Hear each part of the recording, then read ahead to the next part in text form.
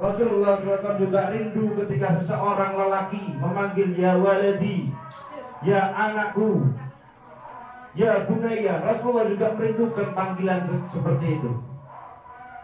Tetapi Rasulullah SAW tidak mendapatkan panggilan seperti itu.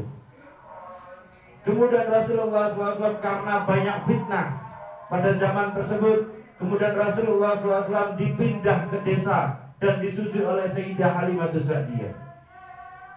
Sampai berumur sekitar 5 atau 6 tahun Rasulullah SAW kembali ke pelukan daripada ibunda tercinta.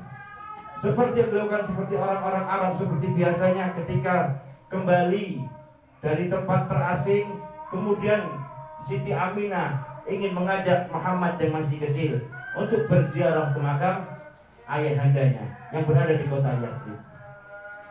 Ketika Rasulullah SAW berjalan mengadakan perjalanan dari kota Mekah ke kota Yasrib yang sekarang disebut sebagai kota Madinah, Rasulullah SAW berjalan dengan seorang ibu yang sangat dicintainya dan seorang pembantu yang bernama Ummu Aiman. Perjalanan yang sangat indah, perjalanan yang sangat diimpikan oleh baginda Muhammad SAW. Perjalanan tersebutlah perjalanan untuk menyambung silaturahmi dengan ayahanda. Tetapi sampainya di kota Yasrib, Rasulullah SAW tidak melihat wajah seorang laki-laki.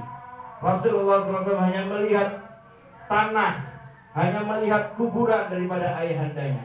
Pada zaman dahulu tidak ada seperti zaman sekarang, zaman foto ataupun zaman-zaman video. Rasulullah SAW tidak mengetahui bagaimanakah wajah daripada ayahnya. Rasulullah SAW yang sangat rindu dengan ayahnya, tapi Rasulullah ketika berada di kota Madinah tidak menemukan sosok ayah. Dia hanya menemukan kuburan di mana di situ diletakkan jasad daripada Sayyid Abdullah bin Abdul Muttalib. Kemudian Rasulullah berbulan-bulan tinggal di sana dan menyambung silaturahmi daripada keluarga daripada nenek Rasulullah SAW dari Bani An-Najjar. Kemudian Rasulullah kembali pulang ke kota Makkah. Perjalanan yang indah pula karena perjalanan untuk menemui, untuk pulang kampung ke tempat asal daripada baginda Muhammad SAW. Di tengah perjalanan Rasulullah SAW, ini adalah ujian terbesar daripada Rasulullah SAW, di mana umatnya pun tidak akan merasakan ujian seperti yang dirasakan oleh Rasulullah SAW. Tepat di tengah-tengah perjalanan daripada kota Madinah dan kota Mekah berada di desa Abwa, ibunda tercinta Siti Aminah binti Wahab tiba-tiba terjangkit penyakit dan sakit yang berhari-hari, sekitar 3 hari sakitnya semakin parah. Nabi Muhammad SAW yang masih kecil melihat ibundanya sakit, dia hanya bisa menangis. Ummu Aiman yang melihat 2 manusia mulia tersebut hanya bisa melihat. Kemudian sampailah sakit tersebut yang tidak bisa ditahan oleh Siti Aminah. Siti Aminah pun memanggil, ya Muhammad, ya anakku, ya bunaya. Kemudian Siti Aminah pun berkata kepada Nabi Muhammad SAW yang masih kecil, wahai anakku, mudah-mudahan Allah Subhanahu wa Ta'ala menganugerahimu, mudah-mudahan Allah Subhanahu wa Ta'ala memberikan rahmat atas dirimu. Wahai anakku yang diselamatkan daripada api kematian, yang ditebus dengan 100 ekor onta. Wahai anakku, jikalau yang aku lihat benar di dalam mimpiku, engkaulah yang akan diputus oleh Allah Subhanahu wa Ta'ala untuk menyempurnakan agama ini. Engkaulah yang akan diutus oleh Allah Subhanahu wa Ta'ala untuk menyempurnakan agama daripada kakek moyangmu Ibrahim alaihissalam. Engkaulah yang akan menyebarkan agama kepada seluruh umat manusia. Karena rasa sakit yang semakin tidak bisa dirasakan oleh Siti Aminah. Siti Aminah ingin menggapai tangannya kepada Sayyidina Muhammad Rasulullah SAW. Kemudian Nabi Muhammad mengerti dan Nabi Muhammad semakin mendekatkan wajahnya kepada wajah ibundanya tercinta. Kemudian Siti Aminah berkata, kullu hayyin mayyit wa kullu jadidin bal wa kullu kabirin yabna wa ana mayyitatun wa dikribab wa qad taraktu khaira wa waladut turra. Kullu hayyin mayyit, semua yang hidup, semua yang bernafas pasti akan mati. Wa kullu jadidin bal, semua yang baru-baru pasti akan menjadi tua. Semua yang baru-baru akan menjadi bekas. Wa kullu jadidin bal, wa kullu kabirin yabna, dan semua yang tua-tua akan menjadi punah. Wa ana mayyitatun wa dzikriba, aku adalah seorang mayit yang sebentar lagi akan menghadap kepada Allah Subhanahu wa taala.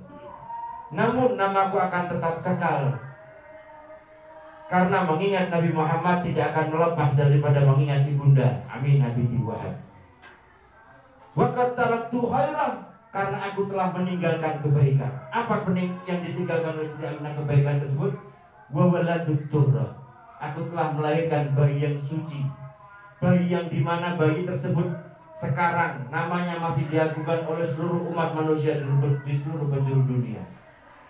Bayi tersebut adalah imam daripada para nabi, pemimpin daripada Rasul Sayyidina Muhammad sallallahu alaihi wasallam.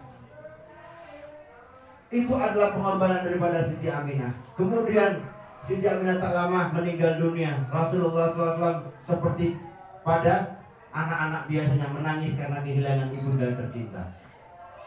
Kemudian Ummu Aiman pun berkata kepada Muhammad yang masih kecil, bantu aku untuk menggali kubur. Bantu aku untuk menggali kubur dan menguburkan ibumu. Rasulullah SAW menggali kubur sendiri untuk menguburkan jasad ibundanya. Itu adalah ujian yang diberikan oleh Rasulullah SAW, ujian yang diberikan Allah kepada Rasulnya, karena Allah ingin memberikan bahwa Rasulullah SAW adalah seorang yang kuat. Maka Allah memberikan ujian yang beda daripada umatnya yang lain. Siti Aminah diberikan isyarat oleh Allah Subhanahu wa taala, jikalau benar di dalam mimpiku engkau akan menjadi seseorang yang diutus oleh Allah Subhanahu wa taala. Masihkah kita beranggapan bahwa Aminah berada di dalam neraka? Kalau kita masih beranggapan Aminah dalam neraka, pantaskah kita semua yang hadir di sini masuk ke dalam surganya Allah? Sedangkan Rasulullah SAW bersabda bahwa kita akan berkumpul di surga dengan orang yang dikasih. Sementara orang yang paling dikasih oleh Rasulullah SAW adalah ayah dan ibundanya. Mudah-mudahan ini yang sedikit bisa berguna untuk kita. Jika diberikan satu ujian, kita bersabar, karena ujian tersebut ingin mengangkat derajat kita di hadapan Allah Subhanahu wa taala. Amin ya Allah. Ya Allah biha, ya Allah biha, ya Allah bihusnil khatimah. Rabbi manfa'na birkidhim wa dinal husna bi hurmatihim wa amidna bi tariqatihim wa mu'afatim minal bidari wal afu minkum. Wassalamualaikum warahmatullahi wabarakatuh.